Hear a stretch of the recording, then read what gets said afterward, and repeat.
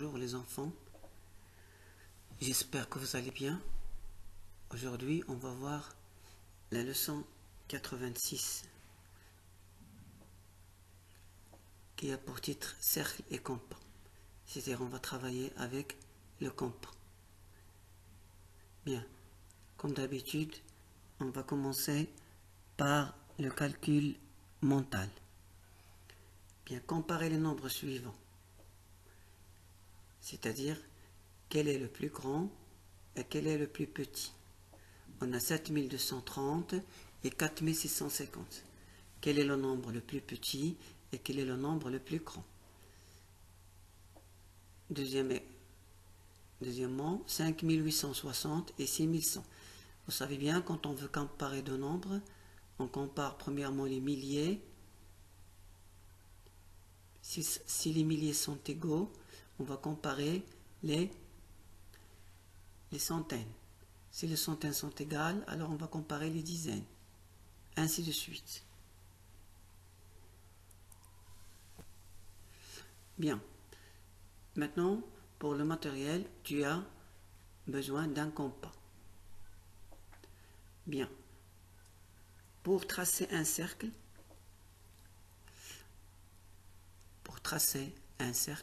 avec un compas,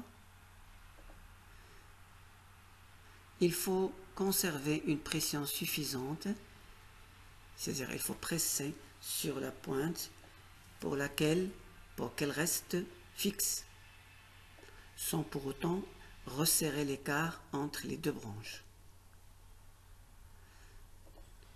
Pour faciliter la tracée, il faut incliner légèrement le compas pour qu'il ne soit pas vertical et accompagner cette inclinaison d'un mouvement du poignet. Il est recommandé de mettre une pochette cartonnée sous la feuille de travail pour que la pointe du compas ne bouge pas. Il faut se relaxer et relaxer votre main. N'essayez pas de presser votre main. Décontractez votre main pour bien faire la trace. Bien. Maintenant, vous allez prendre votre fichier, c'est-à-dire votre manuel, et lisez la première partie du Découvrons ensemble.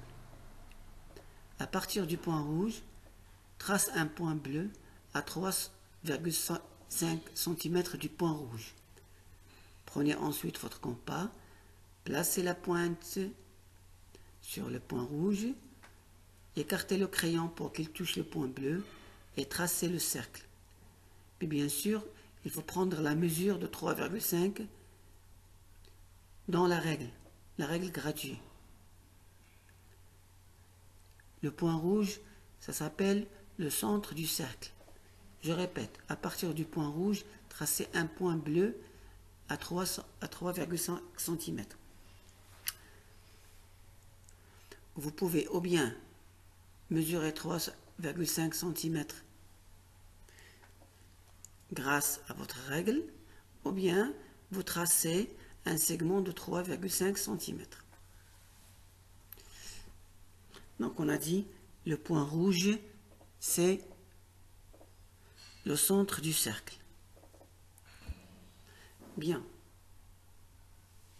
La deuxième partie de Découvrons ensemble, on a dit nommer le centre du cercle A, puis placer les points P, C, D, E sur le cercle et tracer les segments AB, AC, AD, AE. Et puis comparer les longueurs des segments et vérifier si les 4 segments ont la même longueur. Bien sûr, vous allez trouver qu'ils ont la même longueur. Ces segments-là, ça s'appelle les rayons du cercle. Ça s'appelle des rayons du cercle. Qu'est-ce que ça veut dire un rayon du cercle? Un rayon du cercle est un segment dont les extrémités sont à la fois le centre du cercle et un point du cercle. C'est-à-dire que tous les rayons, ils partent du centre du cercle et ils ont des points sur le cercle. C'est bien la distance entre ces deux points. Donc elles ont toujours la même longueur. Lisez attentivement la bulle de Matix. Puis, exercice d'application, page 120.